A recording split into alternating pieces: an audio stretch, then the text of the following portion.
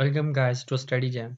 तो जैसे कि हमने पहले लेसन के अंदर देखा था कि हमारा जो डेटाबेस है वो किस तरह से काम करता है, उसके अंदर उसकी ज़रूरत क्यों पड़ती है, इसी तरह से वो कंपनीज़ उसको क्यों यूज़ करती हैं। तो अब नेक्स्ट हम ये देखेंगे कि हम इसके अंदर टेबल को किस तरह से बना सकते हैं, इसके अंदर डाटा इंजर्शन किस तरह से हो सकती है, और लास्ट पे देखेंगे हम कि अपडेट और डिलीट कैसे किया जाता है।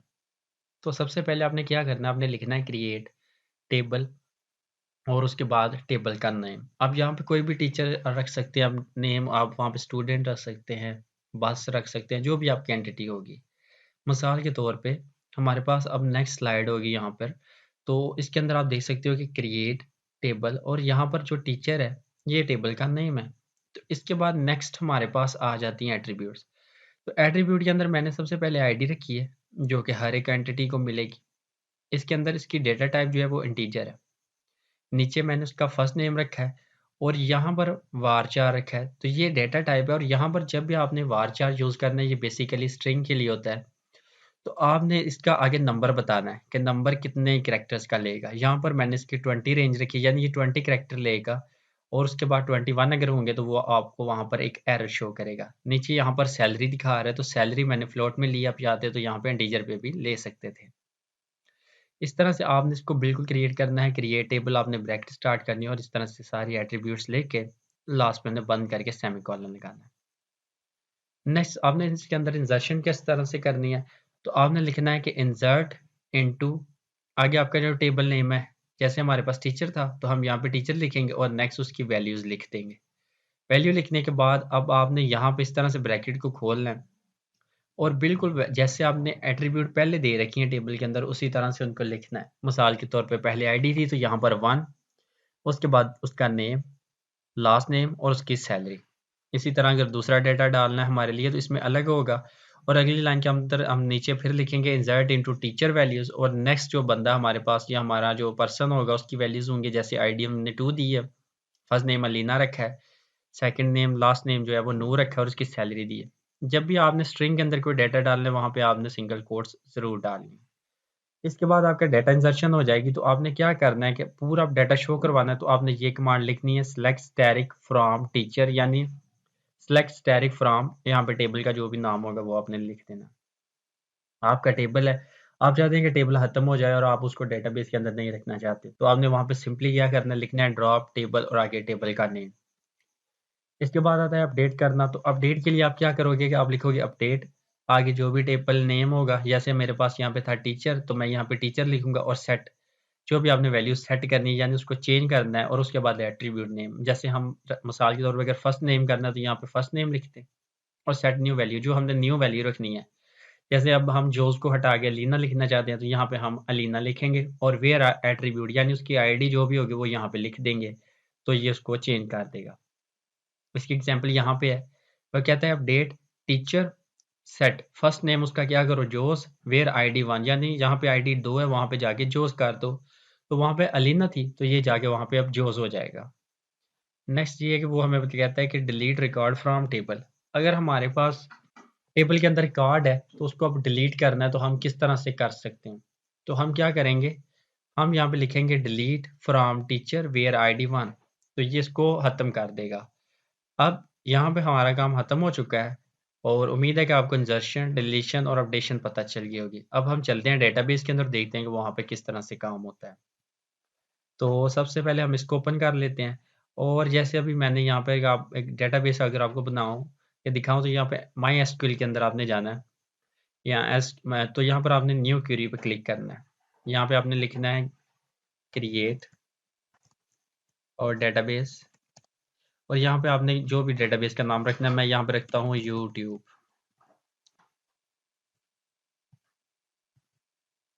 और यहाँ पे मास्टर ये यहाँ पे जैसे ही होगा तो ये क्रिएट हो चुका है।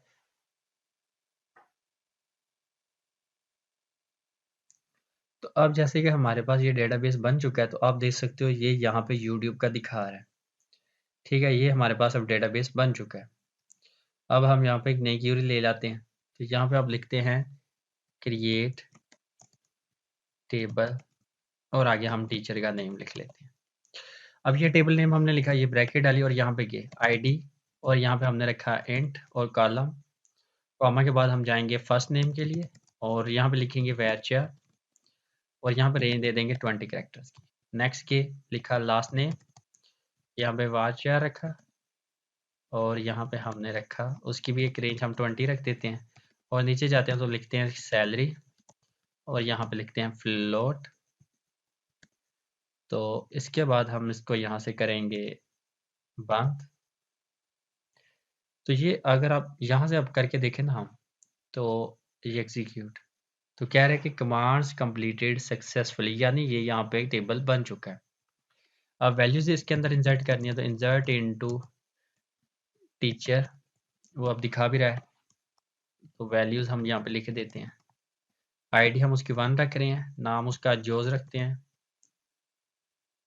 ये जोज हो गया। और यहाँ पे हमने उसका नाम आगे रख देते हैं मासिफ, हम उसका नाम यहाँ पे रख देते हैं और यहाँ पे हम उसकी सैलरी रख देते हैं। ठीक है, इसी तरह से हम इसको कॉपी अप करूँगा मैं, कंट्रोल सी और कंट्रोल यहाँ पर हम नीचे इसको लिख देते हैं। तो इसको अब वैल्यू अगर आप इस तरह से करोगे, आपने पहले आईडी 1 थी दोबारा आईडी 1 की, तो ये एरर देगा। अब हम यहाँ पे अपना नाम चेंज करते हैं अलीना और यहाँ पे हम उसका कैफ रख देते हैं और सैलरी हम उसकी एक थोड़ी बढ़ा देते हैं। तो अगर आप यहाँ पे अब करोगे ना, तो ये देखिएगा कह रहा है कि 1 row affected and second row affected, यानी ये 2 रोज डेटाबेस के अंदर आ चुकी हैं। अब हमने इसको शो करवाना है, तो अगर आप इस तरह से 2 यहाँ पे डॉट्स लगाओ, यानी यहाँ पे हम देंगे कॉलम्स, तो ये बन जाएंगे कमेंट्स। तो यहाँ पे लिखते हैं शो द डेटा। तो उसके लिए हम कमांड लिखते हैं सिलेक्ट स्टैटिक फ्रॉम टीचर। तो ये यहाँ पे टीचर से जैसे ही हम यहाँ पे करेंगे सिलेक्ट और एग्जीक्यूट, तो ये देखें आईडी नंबर 1, आईडी नंबर 2 और फर्स्ट नेम और लास्ट नेम और उसकी सैलरी आ गई। अब हमने करना है यहाँ पर अपडेट। तो हम यहाँ पे अपडेट के लिए कमेंट करते हैं और नीचे लिखते हैं अपडेट टीचर। ठीक है, आगे लिखते हैं सेट, क्या करो सेट फर्स्ट नेम कर दो। क्या जोस कहता है कि कहाँ पे फेयर, हम कहते हैं आईडी जहां पर तुम्हारे पास 2 है ना वहां पे ये काम कर दो। तो अब आप देखिएगा यहाँ पे अलीना है पहले, लेकिन अब ये जोस बन जाएगा। तो अभी हम इसको करके देखते हैं सिलेक्ट फ्रॉम टीचर, तो ये देखिएगा ये भी जोस हो चुका है और ये भी, यानी इसने अपडेट कर दिया है। नेक्स्ट चलते हैं, लिखते हैं कि डिलीट किस तरह से करना है।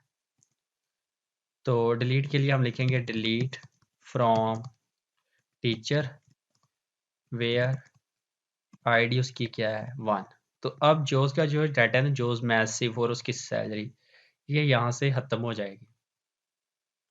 तो अब हमने यहाँ से ये किया और सिलेक्ट करके ये देखें ये ख़त्म हो गया, आईडी सिर्फ एक रह गई है। नेक्स्ट हमने करना था ड्रॉप द टेबल। तो ड्रॉप द टेबल के लिए हम क्या करेंगे, नीचे जाएंगे लिखेंगे ड्रॉप टेबल और यहाँ पे लिखेंगे टीचर। तो जैसे ही हम ये काम करेंगे तो ये ख़त्म। अब अगर आप जाओगे और लिखोगे सिलेक्ट फ्रॉम टीचर, तो वहाँ पे कोई डाटा नहीं होगा, वो कह रहा है इनवैलिड ऑब्जेक्ट नेम, यहाँ पे टीचर तो है ही नहीं। अब दोबारा करने के लिए क्या करना है, यहाँ से लेके इसको यहाँ पे पूरा सेलेक्ट करने के बाद एग्जीक्यूट करना है, तो ये दोबारा आ जाएगा। दैट्स इट, आज की क्लास के लिए इतना काफ़ी है। आप इसको प्रैक्टिस कीजिएगा और जब आपका कोड हो जाए तो आपने उसके कमेंट ब्लो में छोड़ जाना है ताकि मैं देख सकूं कि आपने काम किया है या नहीं। Thank you.